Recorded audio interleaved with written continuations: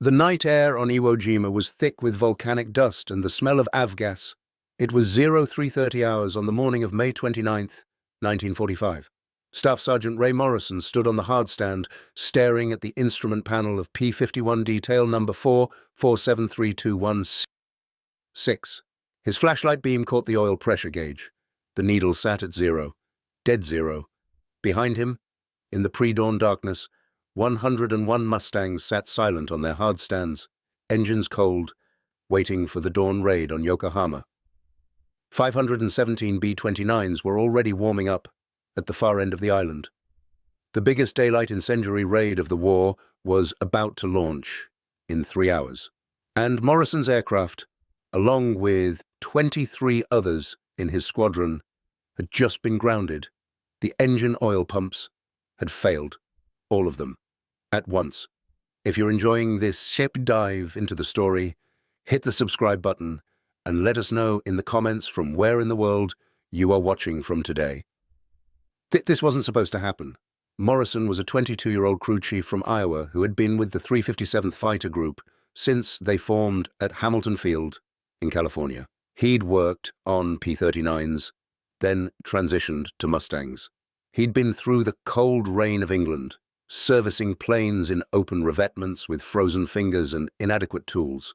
He'd seen his pilots shot down over Germany. He'd rebuilt battle-damaged aircraft in the middle of the night so they could fly again at dawn. But he had never, not once in 3 years of war, failed to get his plane ready for a mission. And he wasn't about to start now. The problem was simple and catastrophic. A batch of contaminated hydraulic fluid had been loaded into the squadron's supply that afternoon. 24 aircraft had been serviced with it before anyone noticed. The fluid had contained metal shavings, invisible to the naked eye, that had torn through the delicate oil pump gears like sandpaper. By the time the night inspection caught it during pre-flight checks, the damage was done. 24 Mustangs, 24 engines that couldn't build oil pressure, 24 aircraft that would sit on the ground while their pilots watched the mission launch without them. The engineering officer, Captain William Hartley, stood next to Morrison on the hardstand. Hartley was 31 years old, a mechanical engineer from Detroit who'd worked at Ford before the war. He'd overseen engine changes, major battle damage repairs, and once supervised a team that rebuilt a Mustang's entire tail section in 16 hours after it had been nearly shot off over Tokyo. He was looking at Morrison now with an expression that Morrison had never seen on his face before. It was defeat. "Ray," Hartley said quietly, "we can't fix this, not in 3 hours." Morrison didn't respond immediately. He was doing math in his head. A normal engine change took his crew 6 hours. And that was when they had all the tools staged, a fresh engine on a dolly, and daylight to work by. They'd gotten good at it. Back in England at Boxted, it had taken them 36 hours with 6 men. But they'd learned, they'd practiced, they'd gotten it down to a science. By August of last year at Gale in France, 5 men could swap an engine in 6 hours. But that assumed you had an engine to swap. That assumed you had 6 hours. That assumed you were only doing 1 aircraft. They had 24 aircraft down. They had 3 hours until wheels up. And they didn't need new engines. They just needed new oil pumps. Morrison turned to face his commanding officer. "Sir, we don't need to change the engines. Just the pumps." Hartley shook his head. "Ray, to get to the oil pump on a Merlin, you have to pull the entire accessory section. You have to disconnect the magnetos, the generator, the hydraulic pump, the fuel pump. You have to remove the engine cowling. Then you have to unbolt and remove the entire front accessory case, which weighs 40 pounds and is held on by 28 bolts. And some of those bolts you can't even reach without a custom-made wrench that we had to fabricate ourselves because they're Whitworth thread and nobody issued us the right tools. Then you have to replace the oil pump, which has 6 mounting bolts and a gear that has to be timed precisely to the crankshaft or the whole engine will destroy itself. Then you put it all back together, torque every bolt to spec, reconnect everything, and pray it works." He paused for breath. "That's 2 hours of work, minimum, if everything goes perfectly. With the right tools, the right parts, and the right lighting, we have 24 aircraft. Even if I put every mechanic in the squadron on this, we'd need 8 hours. Morrison was quiet for a long moment. The sound of the B-29s, warming up in the distance, was getting louder. He could hear the deep rumble of the Wright Cyclone engines, dozens of them, maybe 100. The bomber crews were already climbing aboard. In 3 hours, They would fly north toward Japan, 517 B-29s carrying incendiaries to Yokohama, and the fighter escort they were counting on, the little friends who would protect them from the 150 Zero fighters that would scramble to intercept them, would be 24 aircraft short. Unless. Morrison looked at his watch. 0337. He turned to Hartley. "So we can do this, but I need you to trust me, and I need you to get me 3 things. Hartley studied him. "What 3 things?" "First, I need you to wake up every crew chief, assistant crew chief, and engine mechanic in the entire Zeven Fighter Command, not just our squadron, all 3 groups. I need 144 men on this hard stand in 15 minutes. Ray, you can't just—" "Second," Morrison continued, "I need you to raid the supply depot and bring me every oil pump in inventory. I don't care if they're marked for different squadrons or earmarked for depot stock. I need 24 pumps, and I need them here in 20 minutes. The supply officer will have my head. Third," Morrison said, and now his voice was harder, "I need you to call group and tell them to delay engine start by 1 hour. Tell them we'll have every single aircraft ready by 0630. Not 0530, but 0630. That gives us 3 hours instead of 2. Hartley stared at him. "Ray, if you're wrong, 24 pilots sit on the ground. The bombers go in undermanned. Men die because we promised something we couldn't deliver." "Sir," Morrison said, "I've been turning wrenches on Merlins for 2 years. I've changed oil pumps in rain, in snow, in darkness, under artillery fire in France. I know this engine better than I know my own car back home. And I'm telling you, with 144 men, I can do 6 oil pumps per man in 3 hours. That's not 6 oil pumps per man.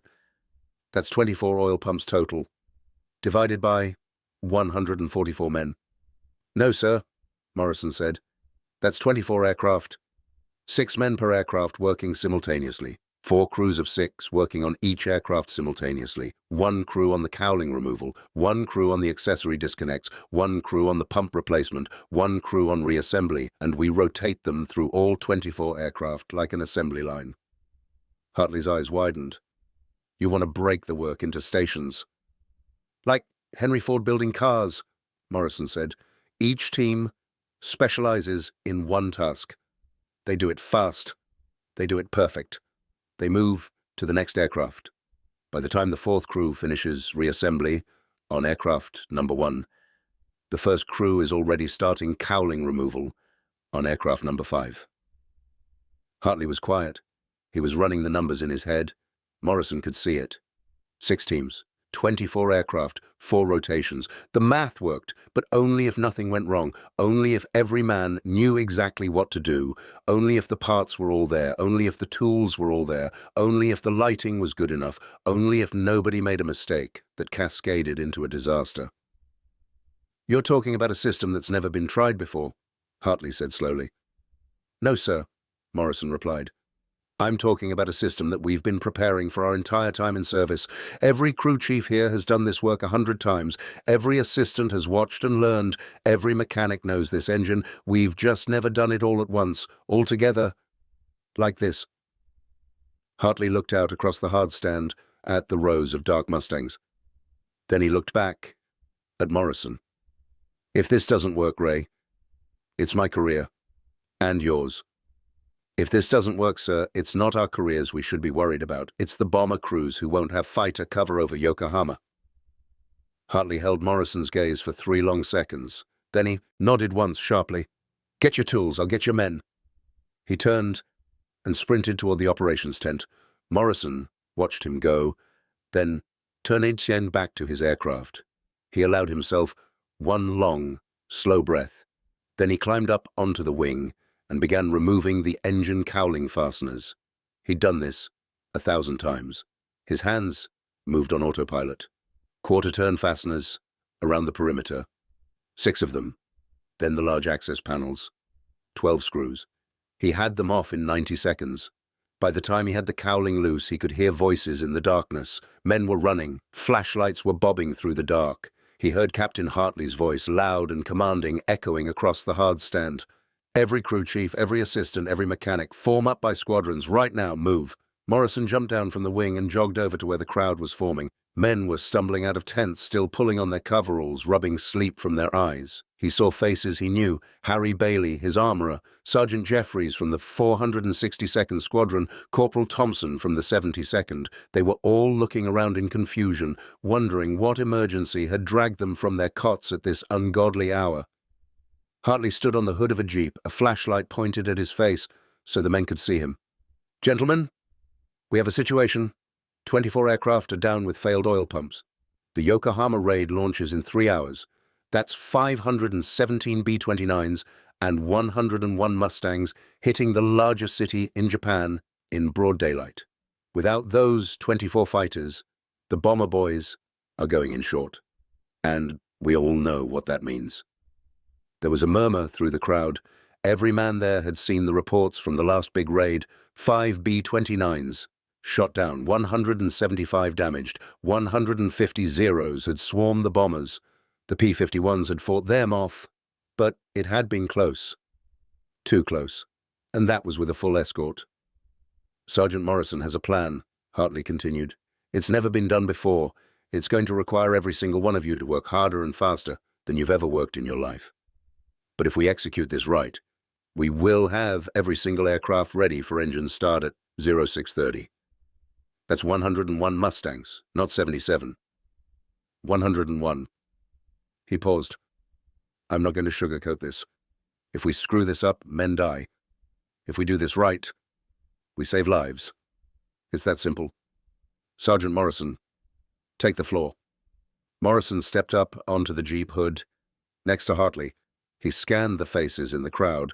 144 men. Mechanics, armourers, crew chiefs, assistants, some of them barely 20 years old, some of them old salts who'd been turning wrenches since before the war, all of them looking at him, waiting.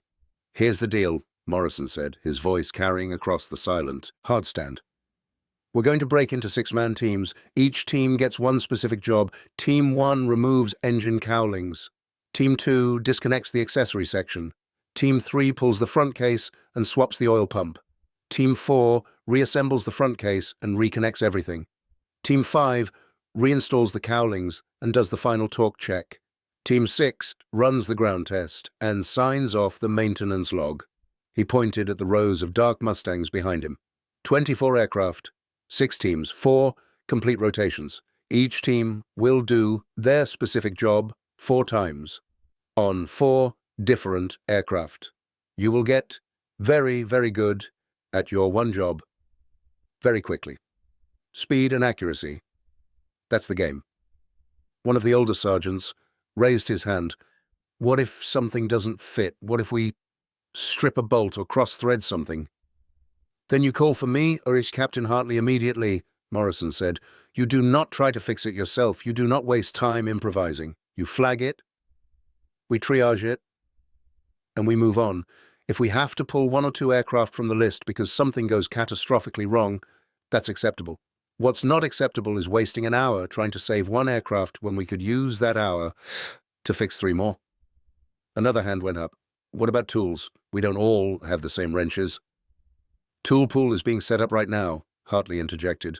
"We are pulling every Whitworth wrench, every torque wrench, every specialized tool from every toolbox in the command. Each team will be issued a complete kit. You will not leave your workstation to hunt for a tool. If you need something, you shout, and a runner brings it to you."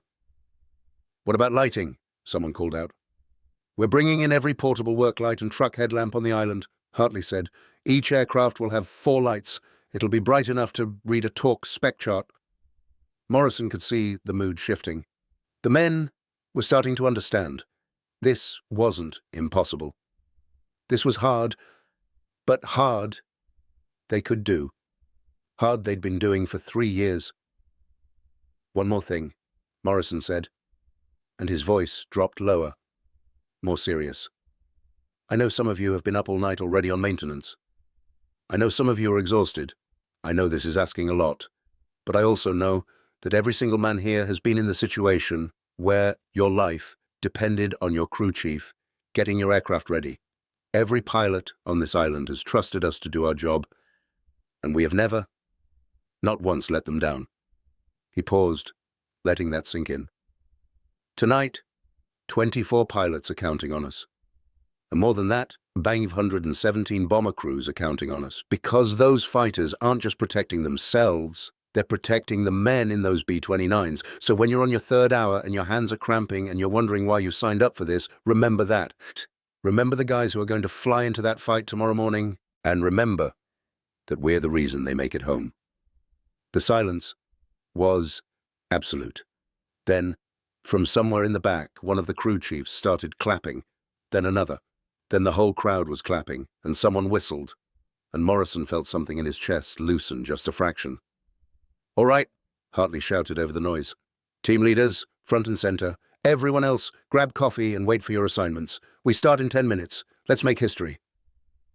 The crowd broke apart. Morrison jumped down from the Jeep hood and immediately found himself surrounded by the senior crew chiefs who would lead each team. They formed a tight circle, and Morrison pulled out a grease pencil and started sketching the plan on the hood of the Jeep. "Team 1, you're on cowling removal. Your job is to remove and safely store every panel. You inventory every fastener. You don't lose a single screw. You label everything. So Team 5 knows exactly where it goes back. You work clean, you work fast. Estimated time per aircraft, 12 minutes. He pointed to the second team leader. Team 2, accessories disconnect. Magnetos, generator, hydraulic lines, fuel lines. You photograph everything before you touch it. I want a picture of every connection so we know exactly how it goes back together. You mark every wire, every line, every connector. Estimated time per aircraft, 22 minutes. The third team leader was Sergeant Williams, a thin, wiry mechanic from Alabama who had nimble fingers and an almost supernatural ability to diagnose engine problems just by listening. Morrison pointed at Tim. "Team 3, you're the money team. You're doing the actual pump swap, front accessory case removal, 28 bolts. You've done it 100 times. Pull the case, pull the old pump, install the new pump, make sure the timing gear engages correctly with the crankshaft, replace the case, torque every bolt to spec. You are the bottleneck. If you slow down, the whole operation slows down. Estimated time per aircraft, 45 minutes. Williams nodded grimly. "We'll make it 30. "Not at the expense of quality," Morrison said sharply. "I need it done right. Not done fast. Fast and right, that's the goal. But if you have to choose, choose right." "Understood." Morrison turned to Team 4. "Your reassembly. You reconnect everything Team 2 disconnected. You reference the photos. You check every connection twice. You don't leave anything loose. Estimated time, 22 minutes. Team 5. Cowling reinstall. You reference Team 1's labels. You replace every panel. You torque every fastener. Clean work, estimated time, 12 minutes. Team 6. Ground test. You fire the engine. You check oil pressure, coolant temp, all readings. If anything is off, even by a fraction, you shut it down and call me. You sign off the maintenance log only when you're 100% confident. Estimated time, 15 minutes. He looked around the circle. Add it all up. That's 2 hours and 8 minutes per aircraft if every team is running at full speed sequentially. But we're not running sequentially. We're running in parallel. Team 1 hits aircraft number 1. 12 minutes later, they move to aircraft number 2, and Team 2 steps in on aircraft number 1. 12 minutes after that, Team 1 moves to aircraft 3, Team 2 moves to aircraft 2, and Team 3 starts on aircraft 1. We're going to have all 6 teams running simultaneously on 6 different aircraft at any given moment. One of the team leaders, Corporal Matthews, was shaking his head in amazement. "That's like a factory line." "Exactly like a factory line," Morrison confirmed. "Henry Ford proved you can build a car in hours instead of days if you specialize the labor. We're doing the same thing. Each of you becomes an expert at one task. You do it 4 times. By the 4th time, you'll be able to do it in your sleep." "What's our margin for error?" someone asked. "None," Morrison said bluntly. "We have 3 hours. Total elapsed time for all 24 aircraft going through a 6-stage pipeline is 2 hours and 53 minutes, if nobody makes a mistake and nothing goes wrong. That gives us 7 minutes of buffer. 7 minutes for tool problems, parts problems, anything unexpected. It's tight. It's very tight, but it's possible." He looked each team leader in the eye. "Pick your best men, not your fastest men. Your best men." The ones who don't make mistakes. The ones who stay calm, under pressure. The ones who double-check their work. We're going to need every ounce of skill in this command to pull this off. The team leaders nodded and dispersed into the crowd, picking their teams. Morrison watched them go, then turned to find Captain Hartley standing behind him. "You really think we can do this?" Hartley asked quietly. "I know we can do it," Morrison said. "The question is whether we can do it perfectly. Because one mistake, one stripped bolt, one cross-threaded fitting, and the whole timeline falls apart." "Then we won't make any mistakes," Hartley said. He clapped Morrison on the shoulder. "The supply truck just arrived. 26 oil pumps, brand new, still in Cosmoline. I also grabbed every tube of gasket compound, every roll of safety wire, every spare bolt and washer in the depot. If we need it, we have it." Morrison allowed himself a small smile. "Thank you, sir." "Don't thank me yet," Hartley said. "Thank me when those engines start." The next 10 minutes were controlled chaos. The 6 teams assembled. The toolkits were distributed. The work lights were positioned around each of the 24 aircraft, bathing the hardstands in harsh white light that made the volcanic dust in the air glow like snow. The oil pumps were unpacked, inspected, and staged in order. Morrison walked the line, checking each setup, making sure every team had what they needed. At 03:57, 3 minutes ahead of schedule, Morrison stood in the center of the hardstand and raised his arm. 144 men stopped talking and looked at him. The moment stretched out impossibly tense. Then Morrison dropped his arm and shouted, "Go!" Team 1 swarmed the first aircraft. Morrison watched them work. Corporal Jenkins was on the nose, removing the upper cowl fasteners with practiced efficiency. Sergeant Howard was underneath, pulling the lower panels. Private First Class Duncan was inventorying every fastener into a canvas bag labeled with the aircraft tail number. They moved like dancers, each man knowing exactly where to step, exactly what to do. 12 minutes. Morrison clicked his stopwatch. 12 minutes. At 04:09, Team 1 moved to the second aircraft, and Team 2 stepped in on the first. Sergeant Kowalski was team lead on accessories disconnect. He had his camera out, photographing the magneto connections from 3 different angles before he touched anything. His assistant, Corporal Lee, was right behind him, marking each wire with colored tape. Red for magneto 1, blue for magneto 2, green for generator, yellow for hydraulic pump. The fuel lines were marked with sequential numbers written in grease pencil. Every connection photographed and labeled. No guesswork, no chance of reconnecting something wrong. 22 minutes later, at 04:31, Team 3 began. Sergeant Williams and his crew attacked the front accessory case with surgical precision. Morrison watched closely. This was the critical step. This was where mistakes could happen.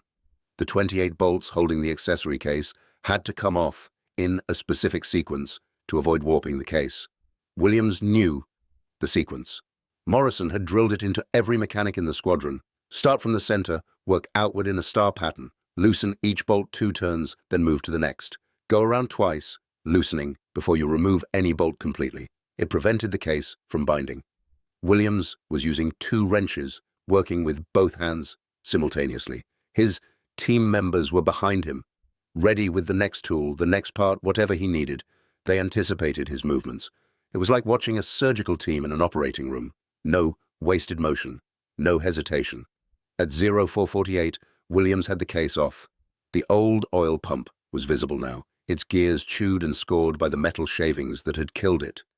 Williams unbolted it, lifted it out, and handed it to an assistant, who dropped it into a parts bin. Then came the critical moment. The new pump had to be installed with its drive gear precisely timed to the crankshaft gear. Get it wrong, and the engine would seize within minutes of starting. Williams checked the timing marks on both gears, aligning them carefully with a flashlight. Once, twice, 3 times. Then he slid the new pump into place and threaded in the first mounting bolt by hand. No power tools yet, hand tight first to make sure the threads were engaging correctly. Only when all 6 bolts were hand tight did he reach for the torque wrench. Morrison held his breath. This was the moment. The torque spec for the oil pump mounting bolts was 30 foot-pounds plus or minus 2.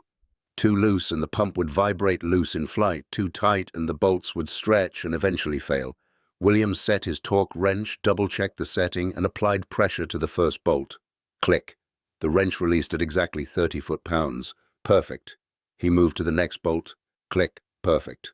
All 6 bolts torqued to spec. Morrison exhaled. The front case went back on. 28 bolts installed in the reverse of the removal sequence. Williams was sweating now despite the cool pre-dawn air. His hands were steady, but Morrison could see the strain in his shoulders. This was hard work, physically demanding, and they were only on the first aircraft. Williams would have to do this 3 more times before the night was over. At 0516, Team 3 finished and moved to the next aircraft in line. Team 4 stepped in immediately. Reconnection was faster than disconnection because the photos and labels made it foolproof, but it still required care. Every wire in its proper place, every hydraulic line torqued to prevent leaks, every connection double-checked. The lead mechanic for Team 4 was Sergeant Barnes, a quiet man from Oregon who spoke rarely, but worked with meticulous attention to detail. Morrison trusted him completely.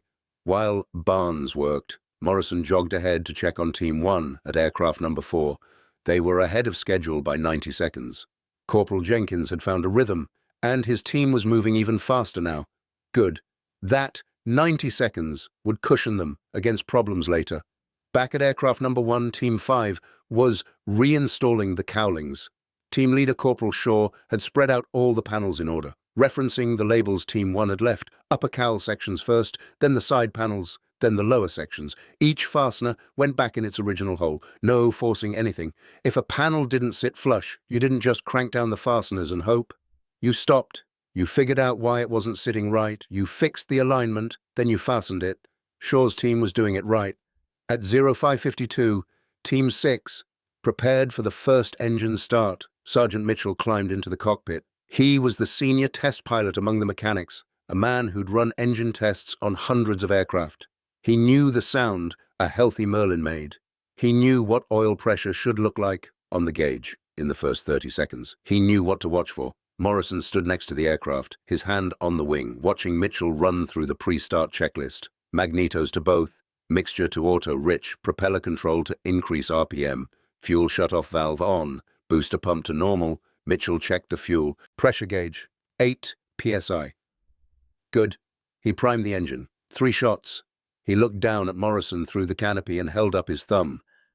Ready? Morrison stepped back and gave the signal. Mitchell hit the starter.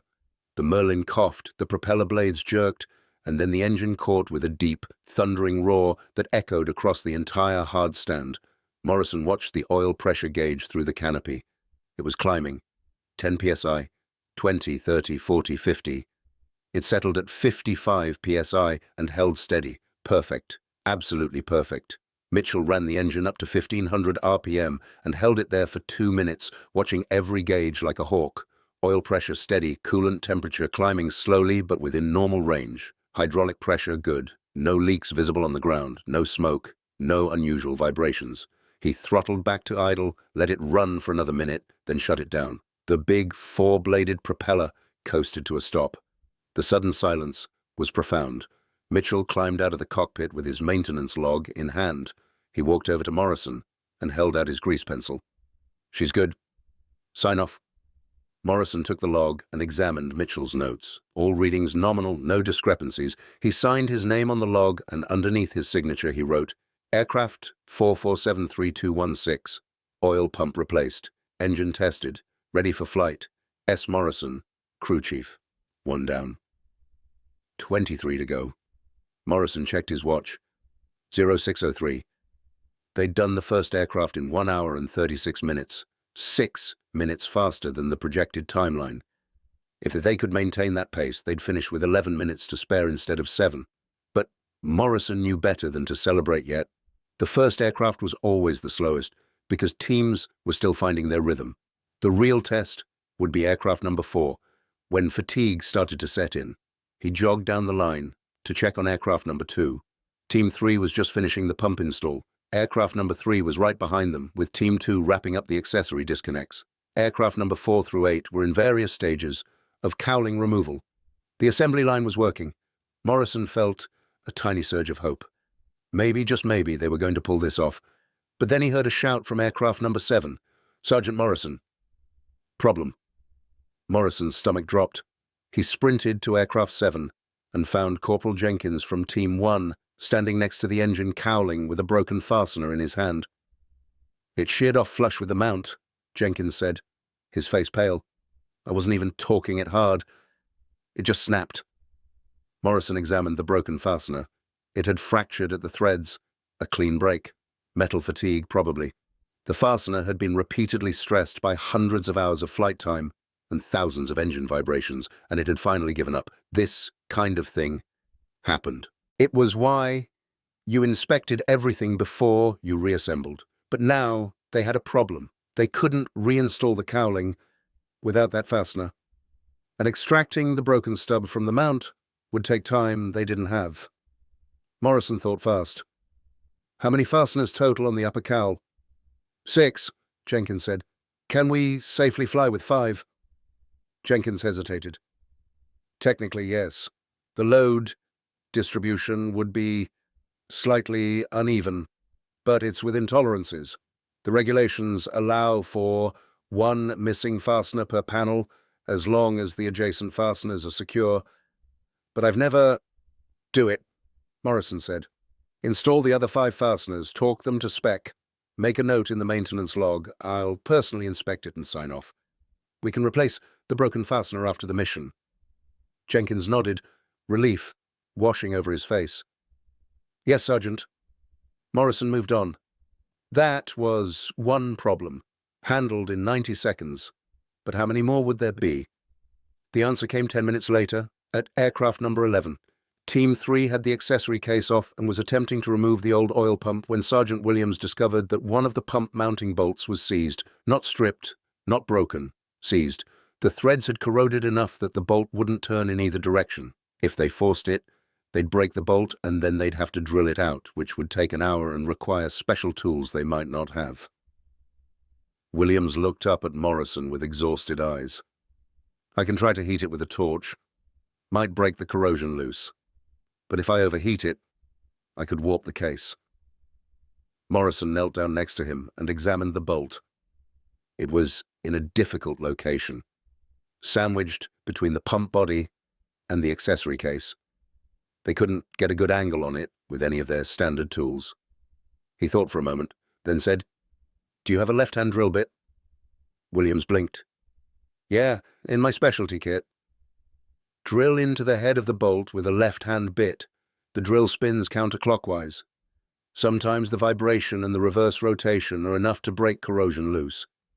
If the bolt starts to turn, stop drilling immediately and switch to a regular wrench. Williams nodded slowly. That's brilliant. I've never tried that.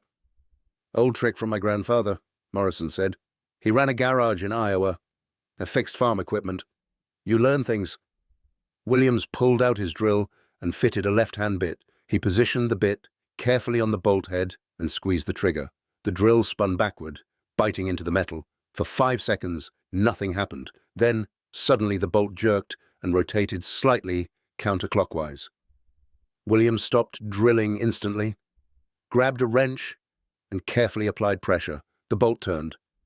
Slowly at first, grudgingly, and then smoothly. He had it out in 30 seconds. You're a genius, Morrison, Williams said, grinning. I'm a mechanic, Morrison replied. Same thing. Keep moving. He checked his watch again, 0619. They were now 8 minutes behind the optimum schedule. Not catastrophic, but tight, very tight. He jogged back to aircraft number 1 and found Captain Hartley standing there, watching the team's work. How are we doing? Hartley asked. 1 aircraft done and tested, Morrison reported. 2 more in final reassembly. 21 still in process. We're 8 minutes behind schedule. We had 2 problems so far. Both manageable. If we don't hit anything else major, we'll finish at 0634. 4 minutes late. Hartley grimaced. That's cutting it close. The pilots will be walking out for pre-flight at 0630. Then they'll wait 4 minutes, Morrison said. Sir, respectfully, we're doing the impossible here. 4 minutes late is still a miracle. Hartley nodded. You're right. I'm sorry. This is... I know, sir, Morrison said quietly. It's a lot riding on this, but we're going to make it. I can feel it. The next 20 minutes were a blur. Morrison moved from aircraft to aircraft, troubleshooting, guiding, encouraging. At aircraft number 14, Team 4 discovered that one of the hydraulic lines had a slight weep after reconnection. They tightened it an eighth of a turn, and the leak stopped. At aircraft number 19, Team 5 found that someone had cross-threaded one of the cowling fasteners. They backed it out, carefully chased the threads with a tap, and reinstalled it correctly. Each problem cost them time, but each problem was solved before it became a disaster. At 0627, aircraft number 12 fired up and passed its engine test. Then aircraft number 8. Then aircraft number 5. The engines were coming to life one by one, their deep Merlin roars filling the pre-dawn air like a symphony. Morrison felt his chest tighten with emotion. They were doing it.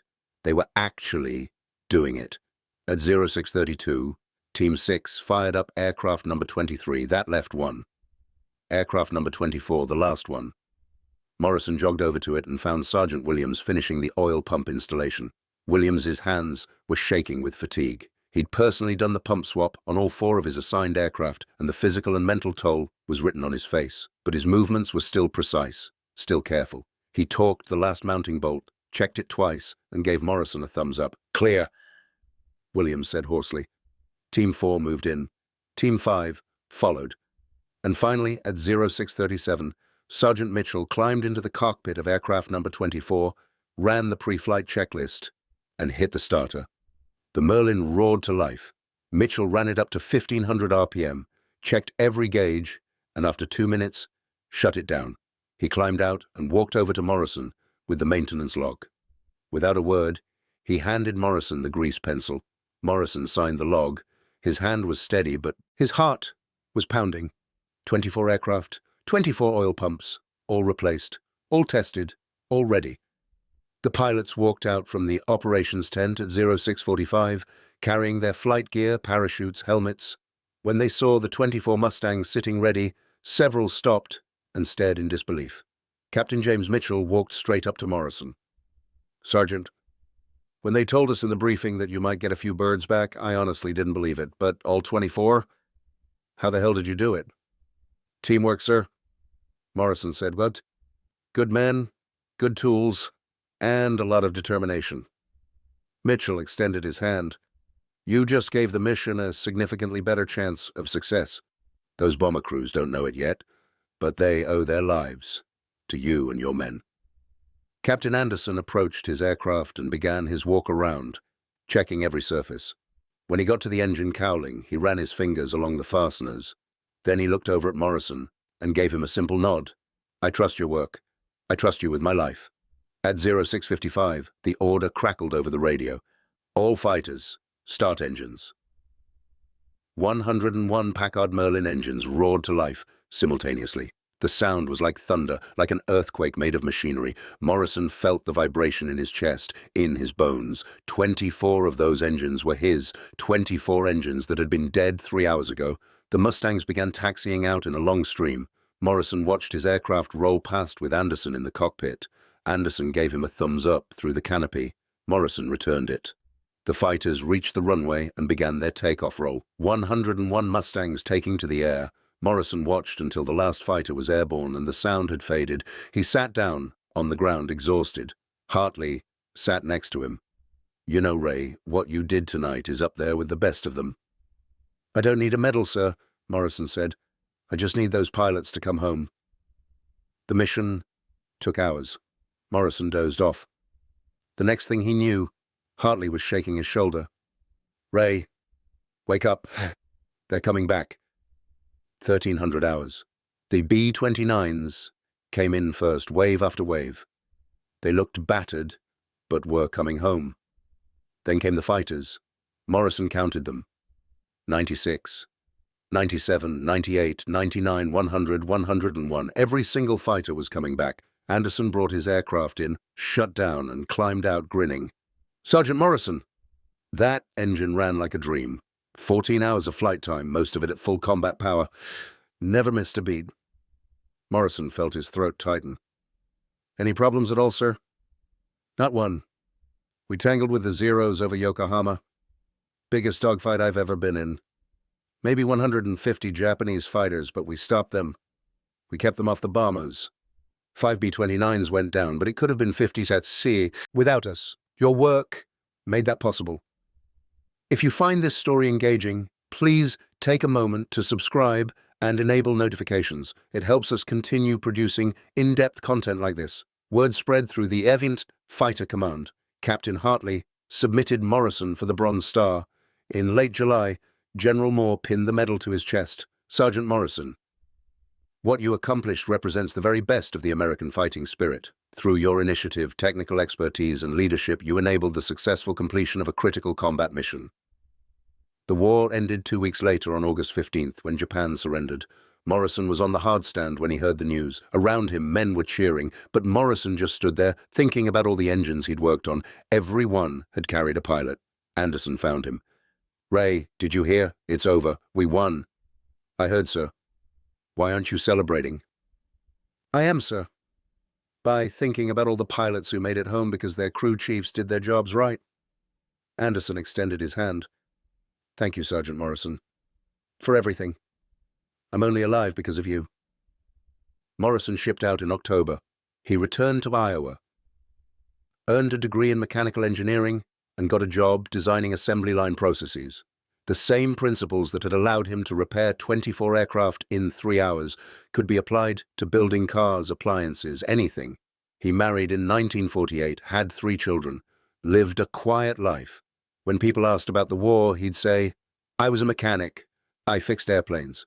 But sometimes he'd hear a small plane overhead, and he'd stop and look up, and for a moment, he'd be back on Iwo Jima, watching 144 men work together to achieve the impossible. In 1983, Morrison attended a reunion of the 357th Fighter Group in Dayton. Colonel Anderson spotted him immediately. They talked for hours. Anderson said, "I never forgot what you did. I've told that story 100 times. The real heroes weren't necessarily guys like me who flew. The real heroes were guys like you who made sure the planes could fly." The next day, Morrison spoke at a ceremony. He told the story of that night.